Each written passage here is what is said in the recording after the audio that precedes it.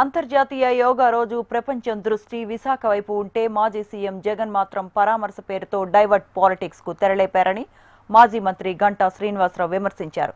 పల్నాడు పర్యటనలో జగన్ కారు కింద పడి సింగయ్య చనిపోతే కనీసం ఆ కుటుంబాన్ని జగన్ పరామర్శించలేదన్నారు. 2019 ఎన్నికల్లో ఒక్క ఛాన్స్ అనే అధికారంలోకి వచ్చి రాష్ట్రాన్ని సర్వనాశనం చేశారని మండిపడ్డారు. వైసీపీ అధికారంలో ఉన్నప్పుడు టీడీపీ కార్యకర్తలను నాయకులను అనేక ఇబ్బందులు పెట్టారని గంటా శ్రీనివాసరావు గుర్తు చేశారు. ప్రజల పట్ల ఒక జాలి, కరుణ, దయ, కొంచెం ఆ హ్యుమానిటేరియన్ అనే క్వాలిటీస్ ప్రధానంగా రాజకీయ నాయకులకు ఉండాలి. కానీ అన్ఫార్చునేట్గా జగన్మోహన్ రెడ్డి గారికి ఇవేవి లేవనే విషయం మనం చూస్తూ ఉన్నాం. ఒక రకంగా చెప్పాలంటే అటువంటి వ్యక్తి రాజకీయాల్లో ఉండటానికే అనర్హుడు.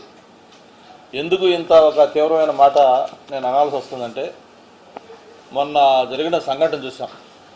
ఏదైతే సత్తెనపల్లి విజిట్కి వెళ్ళటం, అక్కడ సరే రాజకీయ పార్టీల నాయకులకి ఎవరైనా వాళ్ళ కార్యకర్తలకు ఏదైనా జరిగితే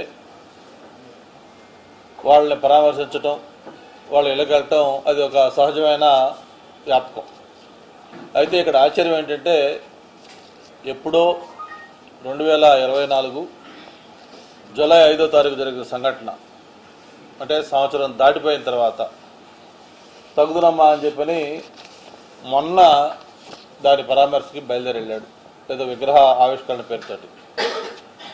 అంటే జగన్మోహన్ రెడ్డి గారు ఎప్పుడు కూడా ఒక డైవర్షన్ పాలిటిక్స్కి ఎప్పుడు ఆలోచిస్తూ ఉంటాడు.